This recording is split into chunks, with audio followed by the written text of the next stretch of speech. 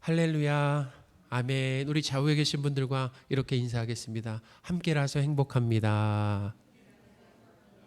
함께라서 행복합니다. 지난 주일에는 날 때부터 40이 넘도록 그 일평생 동안 걷지 못한 사람이 예수님의 뜻과 또 능력으로 치유되는 그 놀라운 기적에 대해서 말씀을 드렸습니다. 오늘은 이 베드로가 그 치유 기적을 이용해서 설교한 내용이다라는 거예요. 그래서 이 사도행전 3장을 보면 3장 1절부터 10절까지가 장애인 치유 내용입니다. 그리고 11절부터 26절까지의 내용이 뭐냐면 베드로의 설교다라는 거예요. 자, 그렇게 아시겠죠? 3장이 그런 내용이다라는 거. 절수만 보아도 기적보다는 베드로의 설교에 더 초점이 맞춰져 있다라고 하는 것을 우리는 알 수 있죠. 그런데요, 우리는 이 베드로가 지체 장애인을 치유한 이 사건은 아마 대부분 알고 계신데, 반면에 베드로가 무슨 설교를 했는지는 잘 모른다라는 거예요. 그러니까 우리의 관심은 어디에 있었던 겁니까? 기적에 맞춰져 있었다라는 건데, 사실은 본문에서 얘기하려고 하는 것은 뭐냐면 기적도 이야기하지만 그것보다 더 베드로의 설교에 초점이 맞춰져 있다라고 하는 것을 우리는 기억해야 합니다.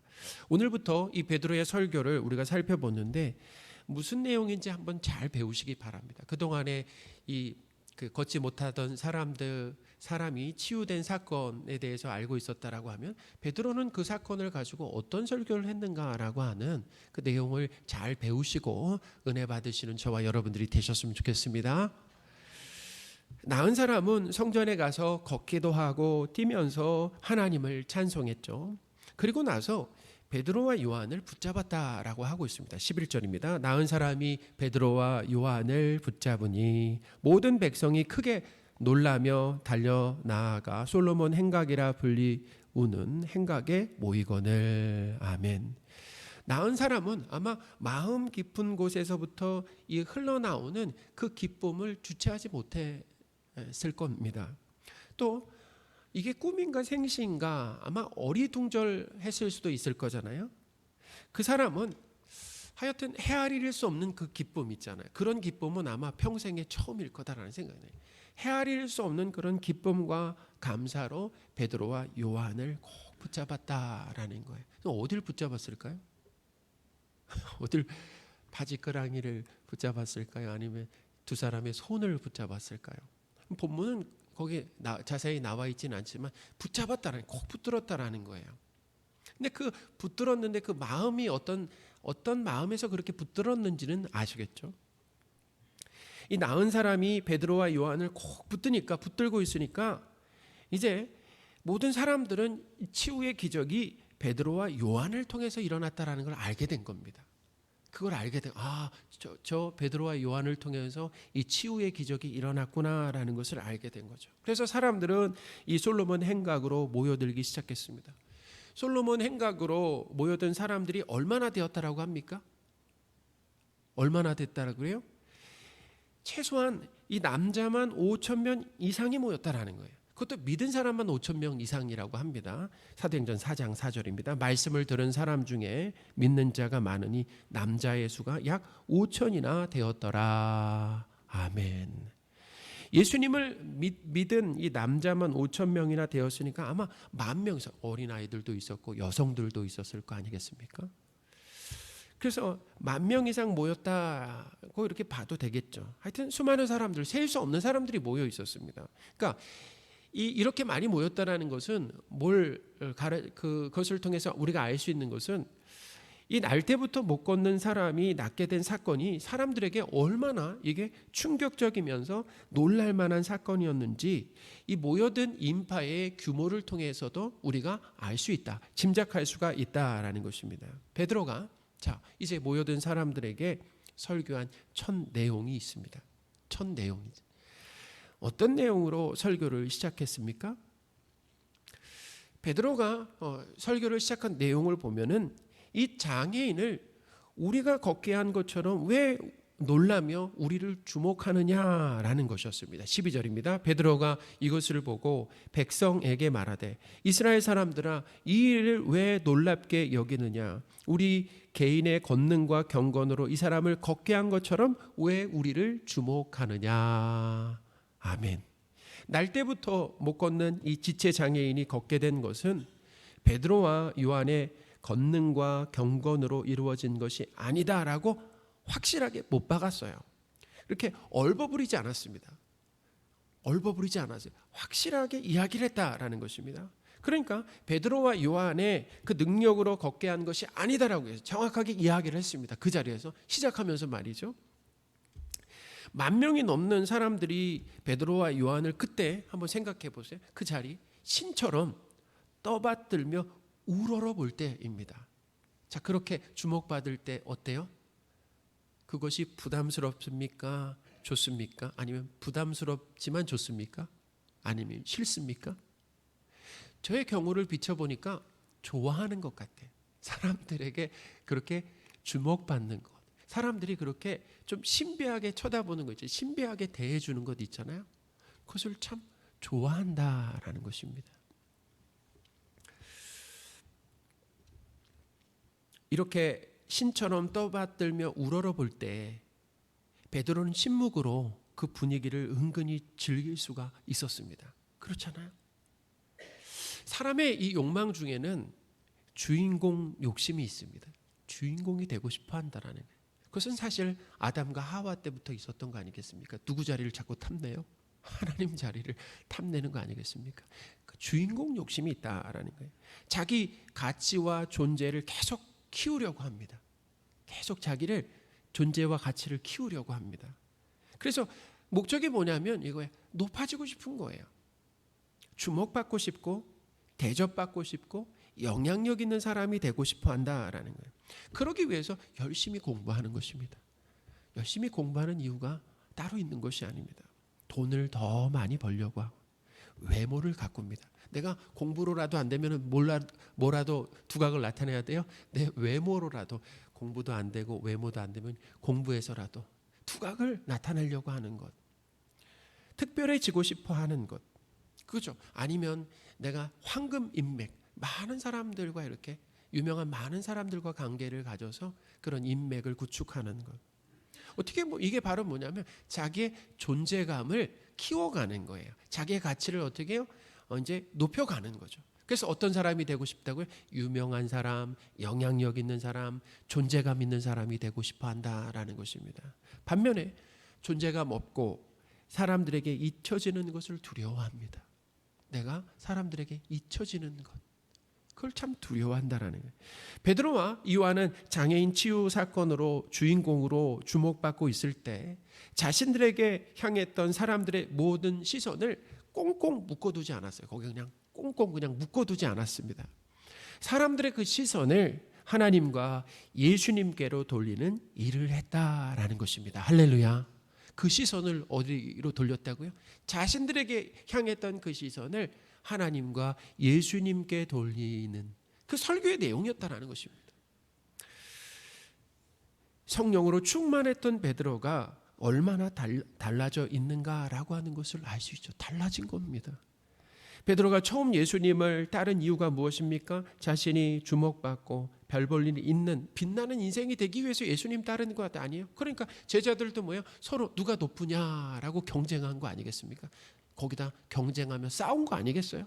그것이 목적이었다라는 것입니다. 높아지는 것, 주목받는 것, 별 볼 일 있는 인생이 되고 싶어 하는 것이 예수님을 따르는 목적이었다라는 것. 근데 지금 베드로의 모습은 놀랍게 변화되고 있다라는 것입니다. 여러분, 우리가 성경을 보면서 못 걷는 사람이 일어나는 것도 기적이지만 베드로와 같이 주목받고 싶고 내가 주목받아야 하는 그런 인생이 그걸 목적으로 삼았던 사람이 하나님과 예수님을 주목받게 하는 인생으로 변하는 것이 기적인 것을 믿으시기 바랍니다. 기적이라는, 우리는 이것을 본문에서 볼 수 있어야 됩니다. 그런 베드로가 자신이 주목받고 스타가 될 수 있는 딱 좋은 기회들 그냥 단번에 걷어차 버렸다는 거예요. 성령의 열매 중에는 절제가 있습니다. 갈라디아서 5장 22절 23절입니다. 성령의 열매는 사랑과 희락과 화평과 오래 참음과 자비와 양성과 충성과 온유와 절제니 이 같은 것을 금할 법이 없느니라. 아멘.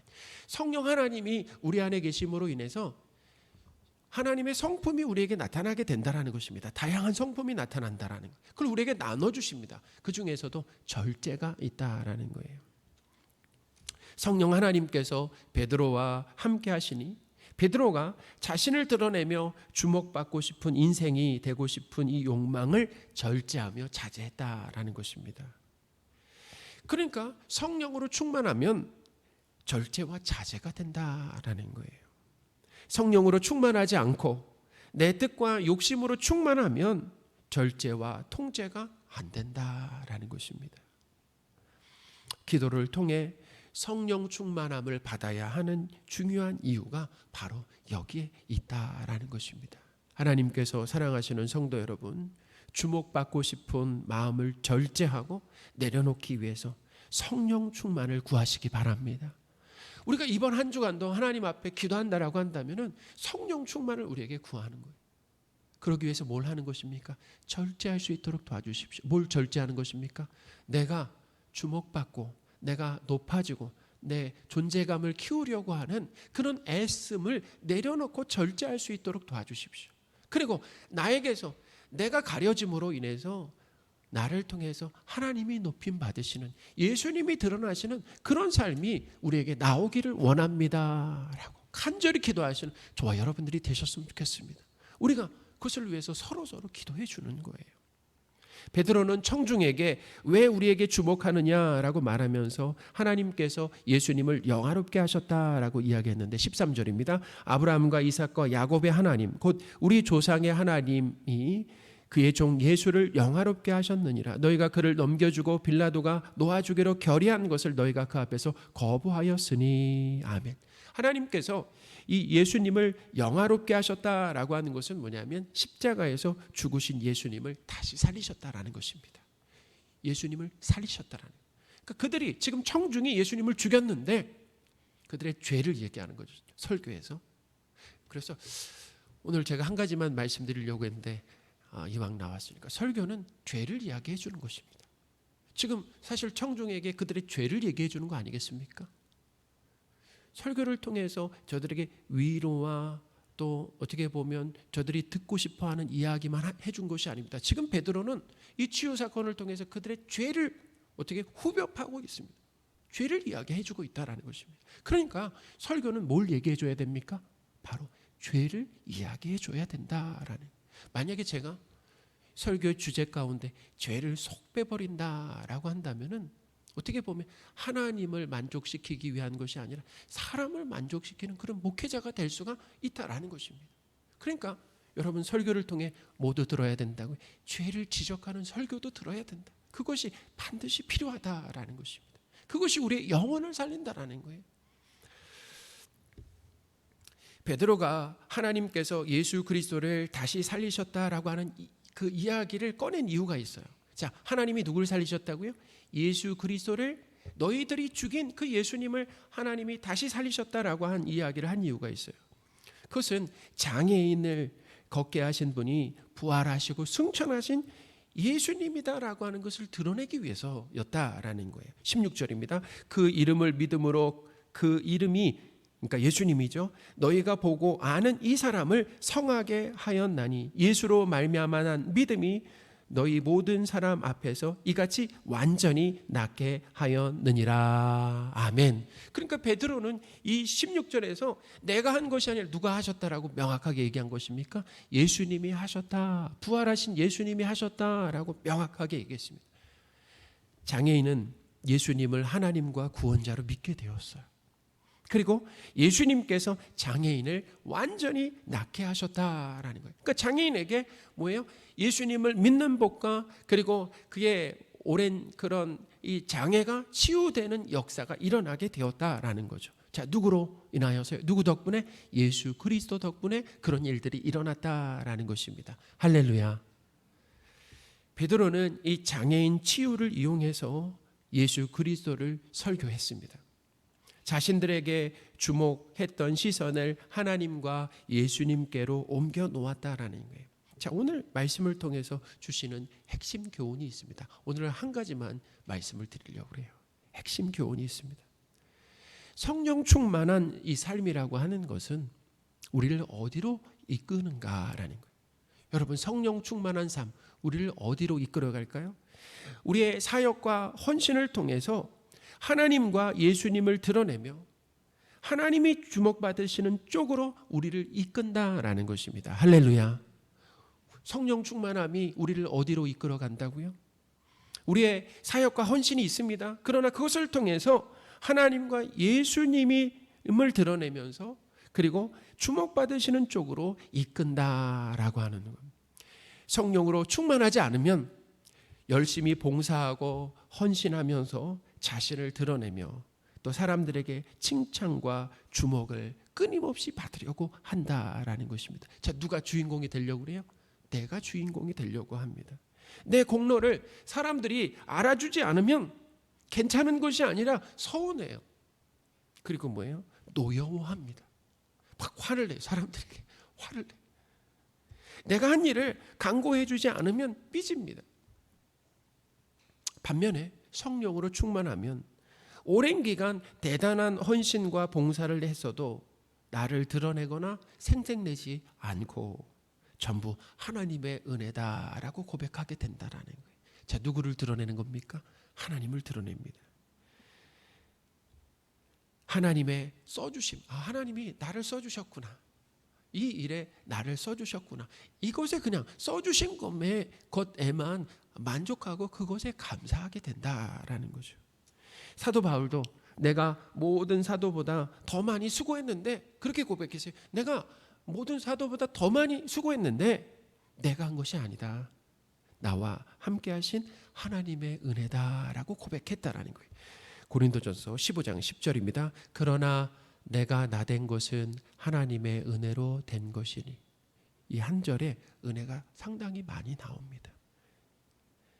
내게 주신 그 은혜가 은혜를 주셨어요. 그러니까 헛되지 아니하여 헛되지 않아서 어떤 결과가 있었습니까? 내가 모든 사도보다 더 많이 수고했다. 많이 수고했는데 하나님이 은혜 주셔서 더 많이 수고했다. 내가 한 것이 아니요 오직 나와 함께 하신 하나님의 은혜로라. 아멘. 이 한 절의 은혜가 몇 번 나와요? 3번 나오잖아요. 나의 나된 것도, 내가 사도된 것도, 내가 구원받은 것도, 사도된 것도 하나님의 은혜예요. 내가 이렇게 열심을 냈었던 것도 하나님의 은혜다라고. 그리고 이런 고백을 하는 것도 하나님의 은혜다라고 이야기를 하고 있습니다. 저는 그럴 때가 있어요. 하나님의 은혜다라고 하는 얘기를 하면서도 저의 훌륭함을 챙길 때가 있어요. 그렇게 얘기하면 사람들이 훌륭하게 봐주겠지? 그러고 있어요. 하나님이 하셨죠. 그렇게 얘기하면서도 이렇게 얘기하는 나를 칭찬하는, 이렇게 얘기하면 사람들이 나를 칭찬해 주겠지. 얼마나 교묘하고 악한지 모릅니다. 하나님께서 사랑하시는 성도 여러분, 매일 반복되는 성도의 영적 싸움이 있습니다. 오늘 우리 강다니엘 목사님도 새벽에 말씀하셨어요. 성도에게 일어나는 영적 싸움, 매일매일 매 순간순간마다 일어나는 영적 싸움이 있습니다. 그것은 뭐냐면 사람들을 나에게 주목하게 만들 것인가, 아니면 사람들을 하나님께 주목하게 만들 것인가 라는 것입니다. 하나님은 베드로에게 성령 충만한 은혜를 주셔서 베드로 때문에 하나님과 예수 그리스도가 가려지지 않았습니다. 높임받게 하셨다라는 것입니다. 우리가 실수하고 잘못하면 하나님과 예수 그리스도가 가려지고 우리가 드러나게 된다라는, 여러분, 우리가 드러나는 것은 그것은 실수고 잘못이고 죄악이다라는 것이에요. 저도 제가 한 작은 일을 드러내면서 강구하고 싶은 이 욕망이 끝도 없이 일어납니다. 자랑하고 싶어서 그냥 입이 간질간질해요.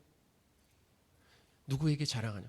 우리 성도분들에게는 덜 자랑하는데 제 아내한테 막 자랑을 하는 거예요. 이번 주에도 제가 뭐 한 가지 제가 생각할 땐 참 잘했다 생각하는 일이 있는데 그걸 막 아내한테 자랑하고 싶어가지고 막 입이 근질근질했는데 하나님의 은혜로 아직 이야기하지 않았습니다.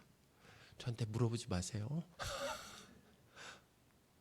여러분, 하나님이 은혜 주셔야 자랑하지 않을 수 있는 것입니다. 나를 드러내지 않을 수 있어요. 근데 은혜가 떨어지잖아요. 성령 충만하지 않으면 자꾸 나를 드러내려고 하는 거예요. 그것이 영적인 위기다라는 거예요. 영적인 위기입니다.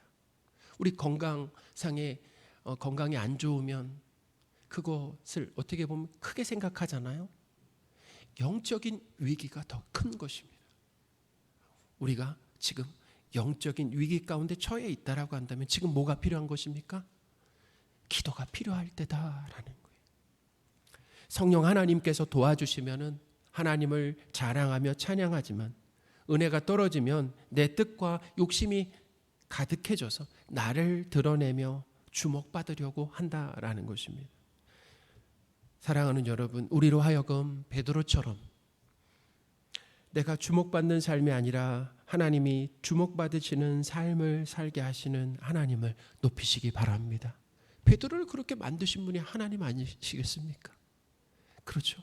베드로가 어떤 삶을 살아왔는지는 우리도 알고 있잖아요. 우리가 어떤 삶을 살아가는지, 하나님의 은혜가 없으면 어떤 삶을 살아가는지 우리가 더 잘 알고 있잖아요. 그런 우리에게 성령의 충만한 은혜를 주심으로 인해서 베드로처럼 우리가 주목받는 삶이 아니라 우리를 통해서 하나님이 드러나시고 하나님이 주목받으시는 그 삶을 살게 하시는, 하나님을 높이시는, 하나님을 찬양하시는 저와 여러분들이 되셨으면 좋겠습니다. 아멘.